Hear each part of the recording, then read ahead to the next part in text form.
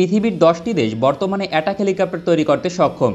এই 10টি দেশ মিলে সর্বমোট 9টি আধুনিক অ্যাটাক। अस्सलामु अलैकुम वीवर, फिर से बहुत ही ज्यादा इम्पोर्टेंट वीडियो शेयर करने वाले हैं। यूरोप का सबसे ज्यादा पावरफुल किस्म का जो हेलीकॉप्टर है, क्या बांग्लादेश इसको इन फ्यूचर में अपनी एयरफोर्स का हिस्सा बना सकता है? बहुत ही ज्यादा इम्पोर्टेंट वीडियो शेयर करने वाले हैं। अभी तक आप लोगों ने हमारे चैनल को सब्सक्राइब नहीं किया हुआ, जल्दी से हमारे चैनल को सब्सक्राइब कर लीजिएगा। Without wasting the time video को स्टार्ट करते हैं।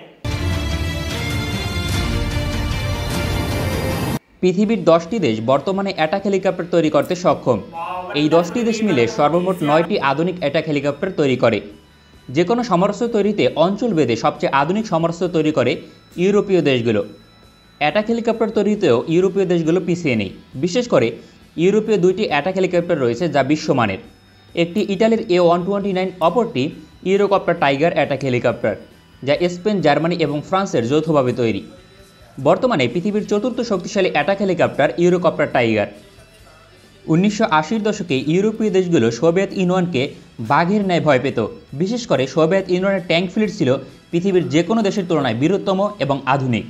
প্রায় 30,000 আধুনিক ট্যাঙ্ক অপারেট করত সোভিয়েত ইউনিয়ন।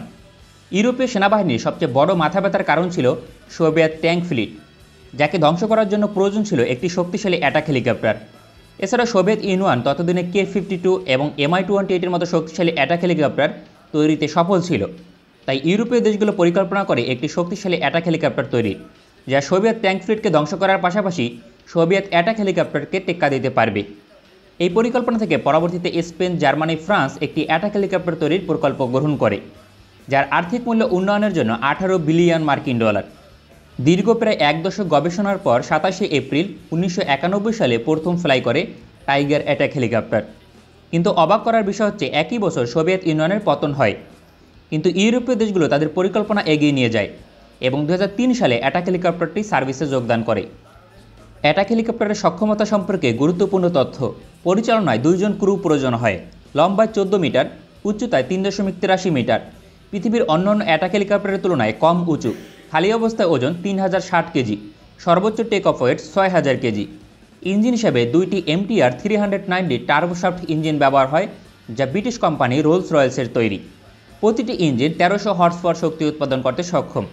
সর্বোচ্চ গতি 290 থেকে 315 কিলোমিটার পর্যন্ত। কম্ব্যাট রেঞ্জ 800 কিলোমিটার, যা পৃথিবীর বেশিরভাগ অ্যাটাক হেলিকপ্টারের চেয়ে অধিক।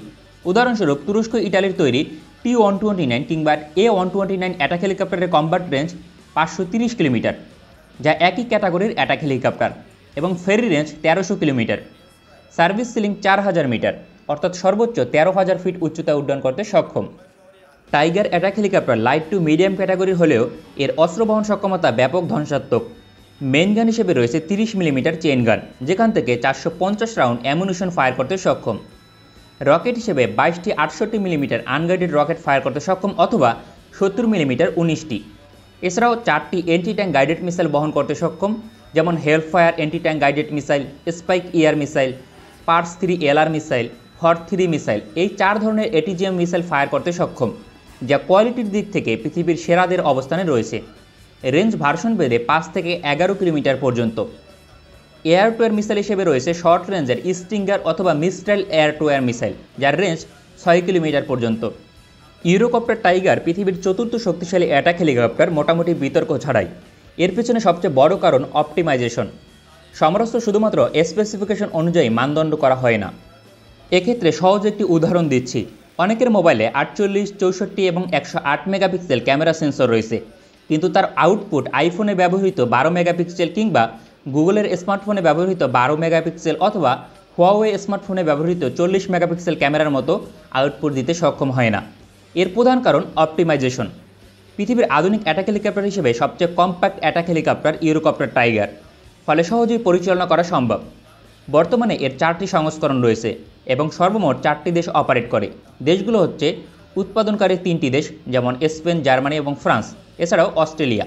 প্রতিটি দেশের জন্য আলাদা আলাদা ভার্সন, অর্থাৎ প্রতিটি দেশ তাদের চাহিদা অনুযায়ী কাস্টমাইজেশন করিয়ে নিয়েছে। ইতিমধ্যে ইরাক, লিবিয়া এবং মালি যুদ্ধে সরাসরি পরীক্ষিত টাইগার অ্যাটাক হেলিকপ্টার। এর পারফরমেন্স নিয়ে যথেষ্ট সন্তুষ্ট দেশগুলো। এখন গুরুত্বপূর্ণ বিষয় হচ্ছে বাংলাদেশ বিমান বাহিনী ও সেনাবাহিনীর ज्यादा शानदार किस्म का ये हेलीकॉप्टर है और क्या बांग्लादेश इसको इन फ्यूचर में अपनी एयरफोर्स का हिस्सा बना सकता है। बहुत ही ज्यादा पावरफुल किस्म का ये हेलीकॉप्टर माना जाता है। बांग्लादेश की एयरफोर्स में बांग्लादेश के दिफा के लिए, दुश्मन को मुंह तोड़ जवाब देने के लिए बांग्लादेश को स्ट्रॉन्ग हेलीकॉप्टर की नीड है। क्या डॉक्टर मोहम्मद यूनुस जो हैं अब इस किस्म के हेलीकॉप्टर को बांग्लादेश की एयरफोर्स का हिस्सा बनाएंगे। बहुत ही ज्यादा शानदार किस्म का हेलीकॉप्टर। अभी तक आप लोगों ने हमारे चैनल को सब्सक्राइब नहीं किया हुआ तो जल्दी से हमारे चैनल को सब्सक्राइब कर लीजिएगा। मिलते हैं आपसे नेक्स्ट वीडियो में इंशाल्लाह, तब तक के लिए अल्लाह हाफिज़।